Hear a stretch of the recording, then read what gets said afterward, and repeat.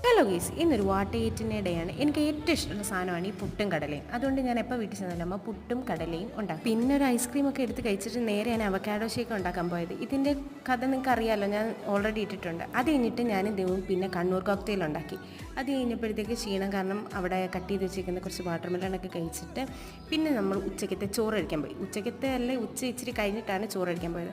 നല്ല മാങ്ങാക്കറിയും പിന്നെ നല്ല തോരനായിരുന്നു കേട്ടോ. കാരണം ഞാനത് ഉണ്ടാക്കിയത്, നമ്മളുടെ ചീരത്തോരൻ. അത് കഴിഞ്ഞിട്ട് നല്ല ചട്ടിക്കകത്തിട്ട മീൻ. എനിക്ക് മീനിൻ്റെ ഒന്നും പേരറിയത്തില്ല, ആകെ എനിക്കറിയാവുന്ന മീൻ നെത്തോലിയും മത്തിയും മാത്രം. ഇനി ഇതെങ്ങനെ കഴിക്കണമെന്ന് വെച്ച് കഴിഞ്ഞാൽ ഇച്ചിരി മാങ്ങ എടുക്കണം, ഇച്ചിരി തോരൻ എടുക്കണം, പിന്നെ ആ നല്ല മീൻ കറിയും കൂടി ഇട്ടിട്ട് ഇതുപോലെ നല്ല പോലെ കഴിക്കണം. പിന്നെ ഇത്രയൊക്കെ കഴിച്ചതുകൊണ്ട് രാത്രി ഞാൻ പച്ചമാങ്ങ ജ്യൂസാണ് കുടിച്ചത്. 2 ദിവസം അവധിക്ക് വീട്ടിൽ പോയാലും ഞാൻ വണ്ണം വെച്ചിട്ടാണ് തിരിച്ചു വരുന്നതെന്ന് പറഞ്ഞ എൻ്റെ ഫ്രണ്ട്സിനോട്. ഞാൻ വീട്ടിൽ പട്ടിണിയാണോ, നിങ്ങൾക്കിത് കണ്ടപ്പോൾ മനസ്സിലായില്ലേ?